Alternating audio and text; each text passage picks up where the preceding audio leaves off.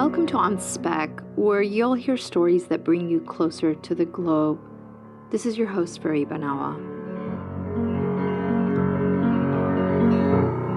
Migration takes many forms, involving millions of people moving across the world. Refugees fleeing war to safety has dominated media coverage. But there are many others who travel far and wide. A group of migrants few have heard of are Latin American musicians who make their way from the Americas to Europe and Asia to entertain. Photojournalist Oscar Durand met one of these street musicians, and the two built a bond. They found each other in Istanbul, both searching for home.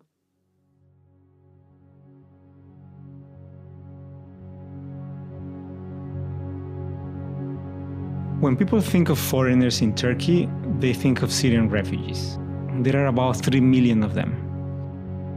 But there are also many other foreigners who come to Turkey chasing their dreams.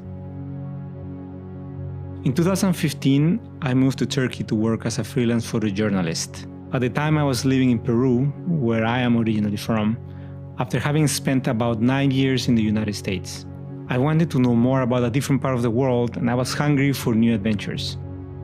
The decision to move to Turkey was not a difficult one. However, living there was more challenging than I could have ever imagined.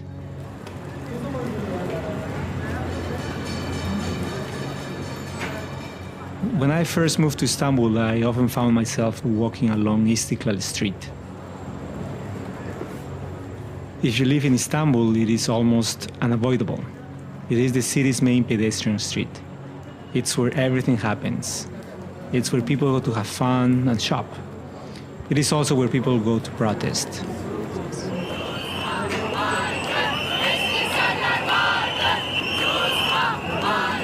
In Istiklal, there were so many sounds and smells that were new to me.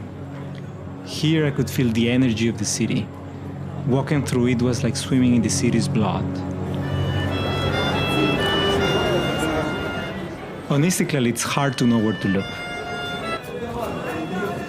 There are tourists, shoppers, street musicians, chestnut sellers, simit sellers, ice cream sellers, people screaming, trying to take you to their hookah shops. And at night, music from the clubs pours into the street.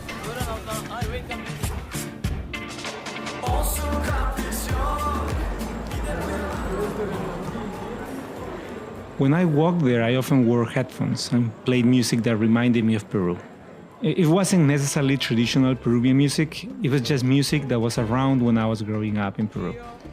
Sometimes it was salsa, like Héctor Lavoe or Oscar de Leon.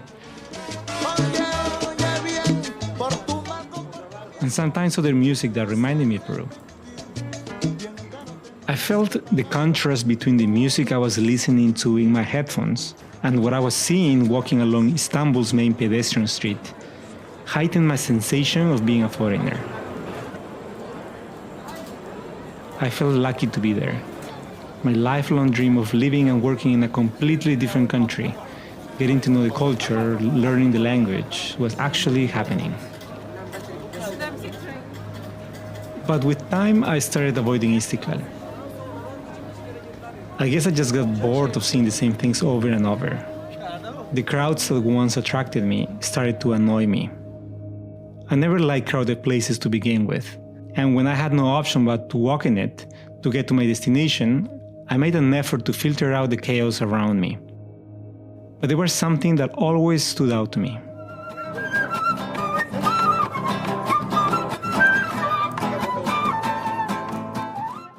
There were a few Latin American street musicians. They were wearing these extravagant outfits with feathers and fake leather. The outfits looked taken out of a bad Western film. They were clearly not Latin American, but the tourists watching them and taking pictures didn't seem to care. Among the musicians was Rupi. One of the first time I saw him, I thought he was Peruvian, just like me. Or maybe Ecuadorian or Bolivian. He has brown skin, he's short and robust, has long jet black hair tied into a ponytail. His hairline has started to recede, also just like mine.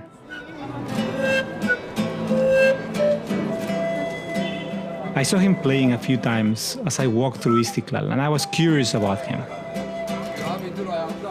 When I finally approached him, he seemed kind of distant. He gave me short answers and wouldn't make eye contact. Probably he thought I was just another chatty Spanish-speaking tourist passing through Istanbul. But after seeing him several times, we started talking and we became more interested in each other's lives. He started to answer my questions in more detail and also started to make eye contact. I suspected something was bothering him. His eyes seemed sad. One day I invited him for coffee nearby.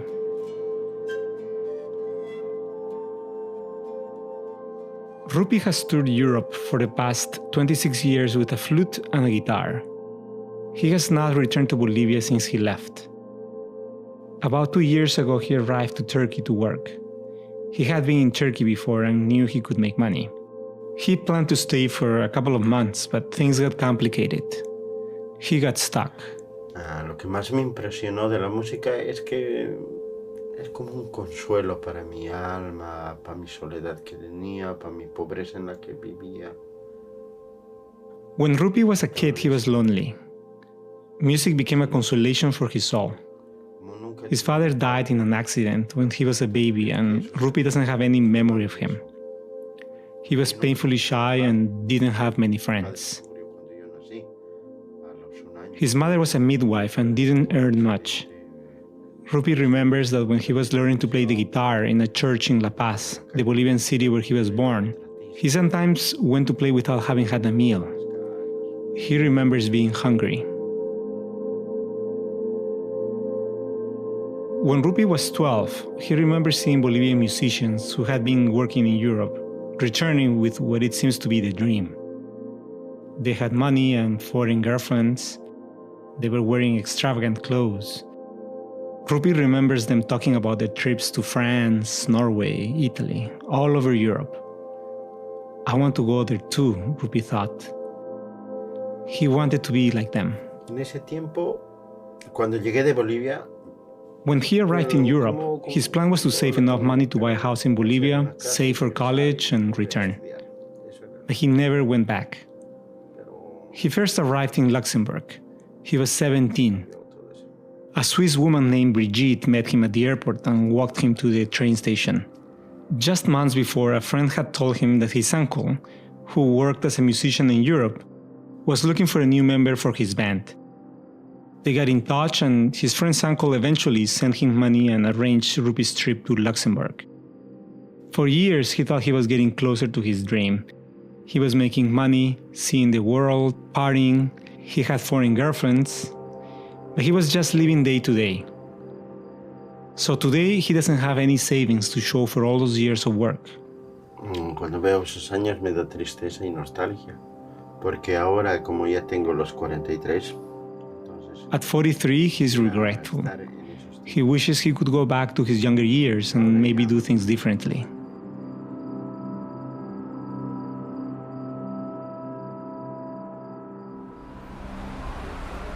Rupi lives in a building not far from Istiklal. The building is full of sketchy characters. They sleep during the day and come out late at night. Rupi doesn't talk to them and he prefers to keep it this way. The rent is also cheap, about $100 a month. He shares a room with a Peruvian man who is also a street musician. If you define home as the place where you feel comfortable, welcomed, and at peace, Rupi doesn't feel like that in this apartment. And it is not only in this apartment, he doesn't feel at home in Turkey. I can relate. The feeling of not having a place that we can call home is something that connected us. Almost 20 years ago, I left my home in Peru to pursue my dream of becoming a photographer. I have lived in several places, but none of them felt fully like home. And now, when I go back to Peru, the place that is supposed to be my home, it no longer feels that way. It's as if by chasing my dreams, I lost my home.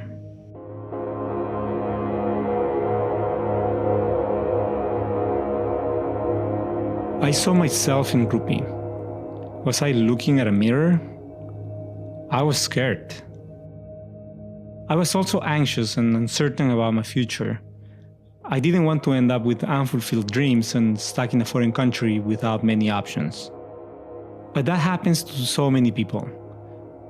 Rupi didn't have a support system, guidance, or someone to look out for him.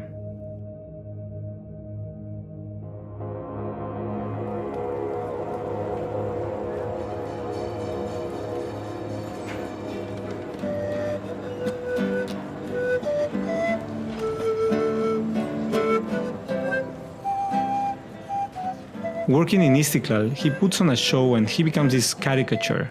He presents himself as exotic, wearing feathers he bought in Istanbul's Grand Bazaar. He learned how to make his feather headdress on YouTube, watching a video made for people preparing for Brazil's carnival. I remember when I saw him wearing this costume and I was bothered by it. Why did he have to present himself as something he was not? That Latin American costume was not real. Part of me wanted to call him out on it. But now I get him. This is what he has to do to survive in a harsh environment, the street.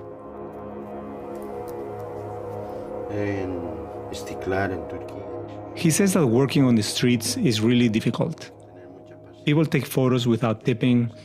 He doesn't speak the language and people are impatient and rude. Rupi says that sometimes people harass him and throw water bottles or stones at him. He says he's tempted to hit them with the flute he's playing. He's a target, and he doesn't have the language or the legal status to defend himself. I saw other musicians harassing him because they wanted to play in the same place in Istiklal where he was playing. I saw people harassing him because they wanted to take a selfie with him. Rupi cannot make a scene, he cannot call the police, he just has to suck it up and keep playing. Rupi wants to get out of Turkey. He wants to move on. There is nothing really here for him anymore. But it's not so easy to leave. Rupi's passport expired and he overstayed his visa. In Turkey, there is no Bolivian consulate where he can replace his passport. The only thing he can get is an emergency document that he can only use to fly back to Bolivia. His visa has expired and every day the fine for overstaying is increasing, and he doesn't have enough money. Including a ticket back to Bolivia, he estimates he will have to pay about $3,000. He has few options but to stay in Istanbul. A few years ago, Rupi could have saved enough money to pay for all that by playing music in the street for a few months. But things are different these days. Turkey has faced terrorist attacks and a failed coup in 2016. Tourism declined. So today Rupi lives in the shadows. Me está diciendo que a veces tienes problemas para dormir también, ¿no? Sí, tengo problemas para dormir porque pienso mucho cómo hacer, cómo ir a Bolivia, qué voy a hacer en Bolivia, pero hay veces Rupi tells me that he has problems sleeping.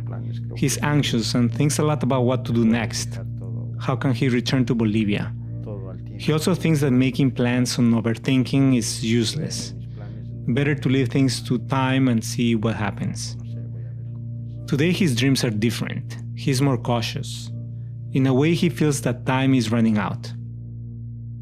Rupi wants to start his own business in Bolivia, one that would allow him to legally play on the streets. He will write his own compositions and make his own instruments. To get there, Rupi's plan is to live simply and continue playing in the street.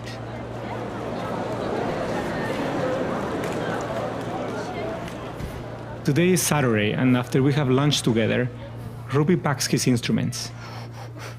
We're walking uphill to Istiklal from his apartment with an old guitar case on his shoulder and a black box that has straps to create a backpack. Inside are his flute and a small basket he uses for tips. Están donde tú no te imaginas muchas veces. Entonces yo no sé para qué tanta búsqueda que hago. Tal vez pueda encontrar mi tranquilidad en Bolivia. He says he has been all over Europe and that's good enough. But the place where he ultimately will feel at peace might be where he grew up, Bolivia. maybe that's home after all. He also told me something that resonated with me. He went all around the world looking for happiness, and he wonders, was all this wandering really necessary? In his case, he wants a house, a family, and to make a living with his music. Those are the basics. The rest will sort itself out. Que lo demás si viene por I have spent years looking for happiness in another city, another country, another culture. Happiness was always somewhere else. I couldn't reach it. I was waiting for something and I didn't even know what it was. ¿Qué hora es? ¿Qué hora tiene? When we arrived to Istiklal, Rupi tunes his instruments and puts on his costume and begins to play once again. Sí, voy a probar aquí. ¿Qué pasa?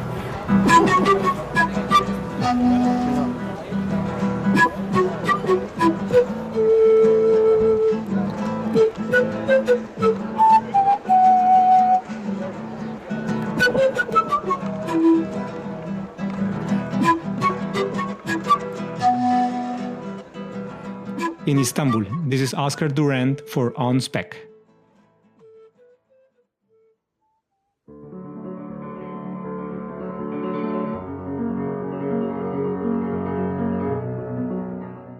Welcome back to On Spec.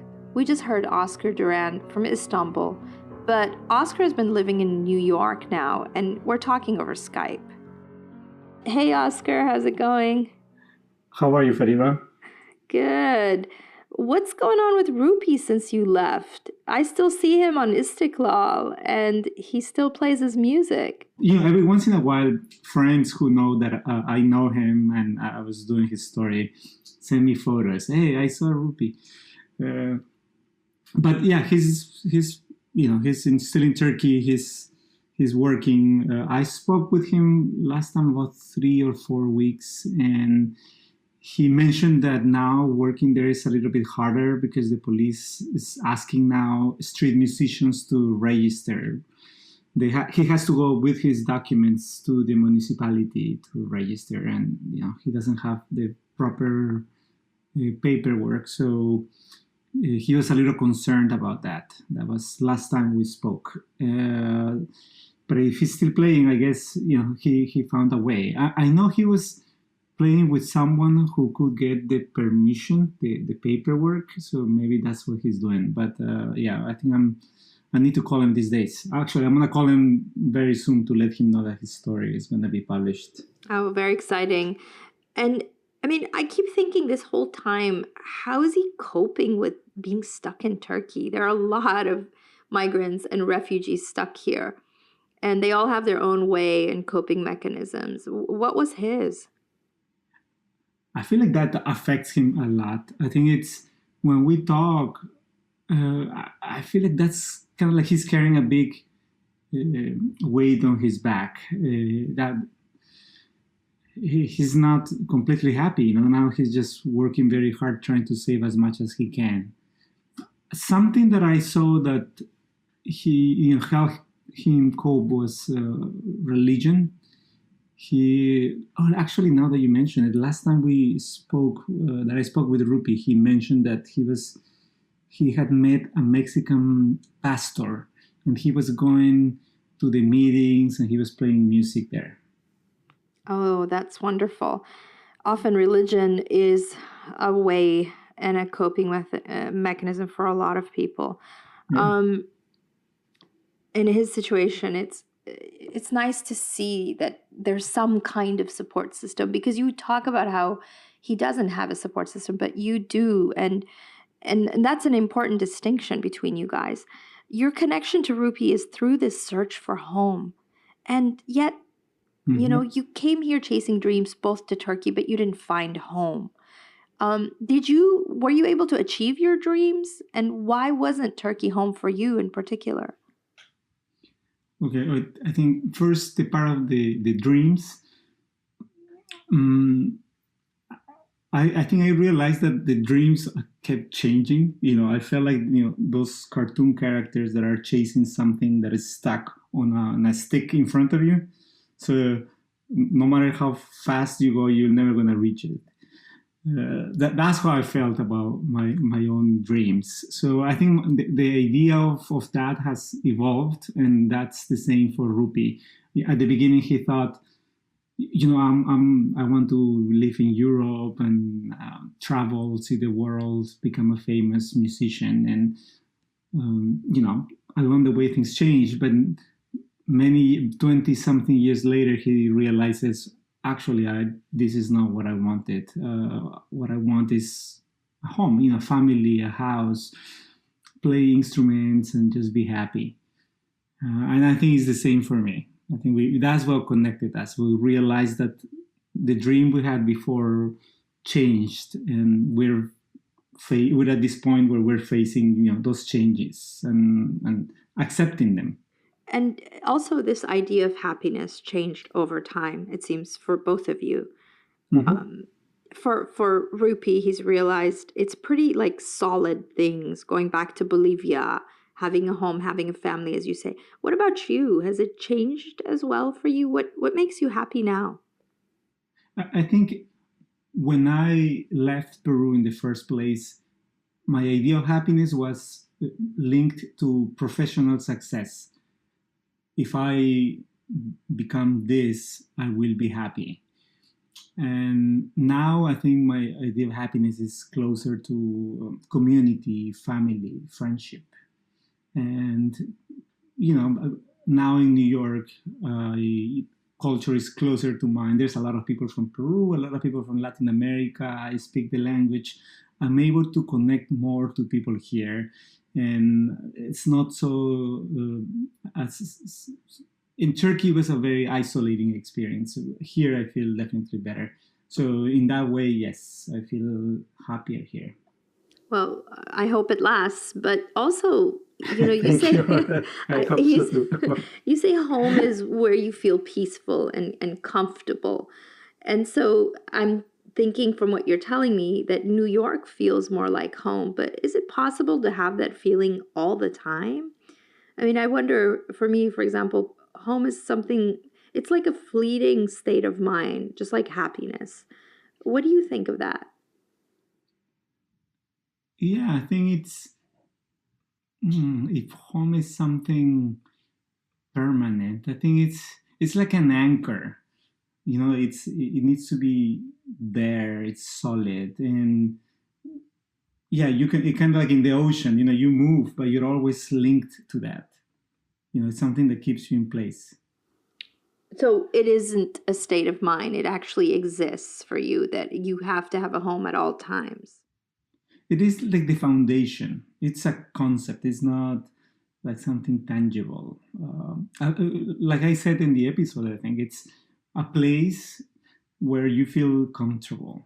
It's maybe the place is, with my family, with my friends. And it's that sense of comfort that gives you happiness, whether it's a fleeting happiness or it's contentment that stays, right?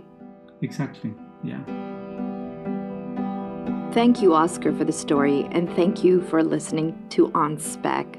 This story was produced by Oscar Durand, edited by me, additional edits and sound design by Elise Blanner-Hassett and Oscar Durand, and music by Chris Zabriskie. Tune in next time and we'll take you to the far corners of Afghanistan. Don't forget to read our Reporter's Notebook blog on onspec.news. If you'd like to contribute to the blog, email us at onspecpodcast@gmail.com. You can find us on Twitter, Instagram, and Facebook. We'd love your feedback on all our hard work.